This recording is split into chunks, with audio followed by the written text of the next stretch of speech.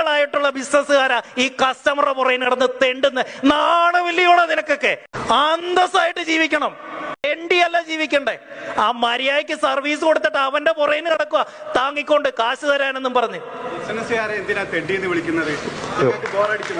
ഈ ഒരു വീഡിയോ ആണ് ഇപ്പൊ സോഷ്യൽ മീഡിയയിലും മാധ്യമ ചർച്ചകളിലും നമ്മുടെ ചാനലുകളിലൊക്കെ ഉണ്ട്.